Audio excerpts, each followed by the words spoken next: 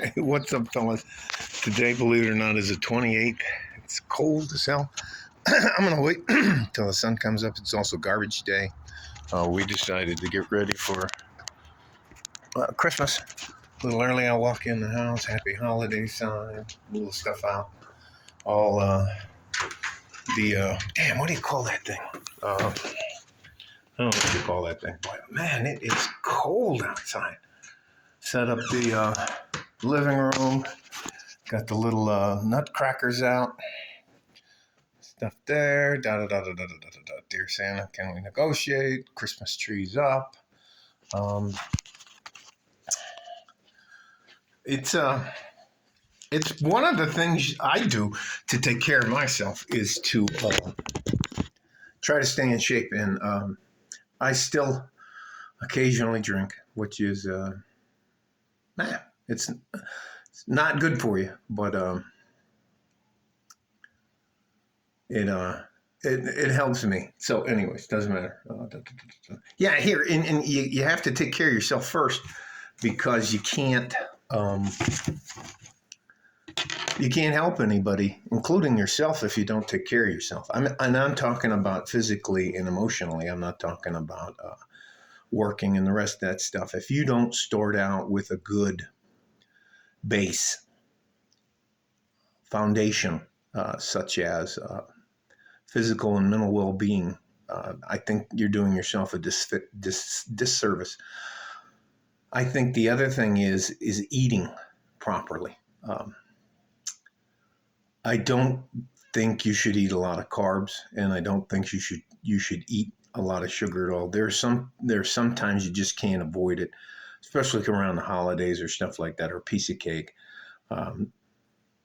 I used to be very out of control with sugar and that, and candy and all that stuff, and I had acne up until I was age 55. I had lots of acne. So as soon as I gave that up and I started using what's called the carnivore keto diet, I lost a lot of weight, and I also, my diabetes went away. It just is gone. I had diabetes mellitus, which is diabetes 2. I didn't have insipidus, diabetes 1. So anyway, all that to be said, that believe it or not, I think the food pyramid, which is a fucking lie, I think a good diet that involves good proteins and good vegetables, stay away from the nightshades. But anyways, let me dive on here. One of the things that I have learned over the last 57 years is that how I look at mistakes. I look at mistakes very differently than I did as a younger man. I think mistakes are the cost of learning. I think nowadays a lot of people are what we call adverse to risk. So rather than try to make a mistake and maybe possibly be made fun of, or take a risk in work, a risk in business, a risk in that, now, people are so adverse to that they're willing to put up with less than they can get. So, mistakes to me are the price of learning. And the biggest gist of that is, do I learn from my mistakes or do I keep repeating them? My biggest mistake being a younger man was going out Friday night every night and getting shit-faced, drunk. And it always came up with the same result. So only when I decided to work on my goals and have a plan to reach my goals did I start making headway. Now, I've struggled with alcoholism my whole life, but that's not anybody else's fault for me. And here's one other thing. You can't, and I'm going to say this again, you can't keep somebody from making their own mistakes. You're not responsible for anybody else's life. You are though responsible for your life and the mistakes that you make. And all I'm saying is that Of course, you're going to make mistakes. You're supposed to make mistakes. But what you're supposed to also do is find out a way to limit those mistakes to make you more successful. For example, if you're usually tardy getting places, or you show up late, or you show up right as start time, but you're not ready to work. You're not prepared to go to work. And then you act like they're lucky that you showed up. That's a problem. And those are all mistakes that you can fix and to propel yourself further down the successful line.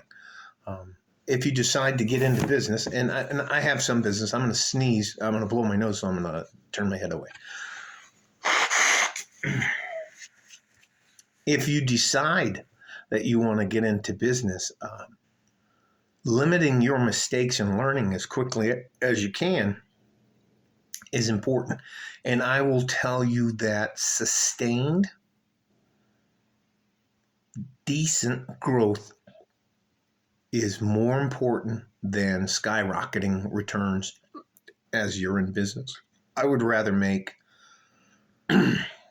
5 to 12% each year, and sometimes maybe 1 or 2%, especially if you're in a recession like we are now. But damn it, and I'm talking about the real estate that we take care of. I'm not trying to make 80. I'm not trying to do what crypto did, and I'm completely out of crypto except for the stake that I was fucking stupid enough to put in Ethereum 2. So I have no idea in fact, probably at the first of the year when I write off my stuff, I'll write off all of that so that I can, I just won't be concerned about it anymore.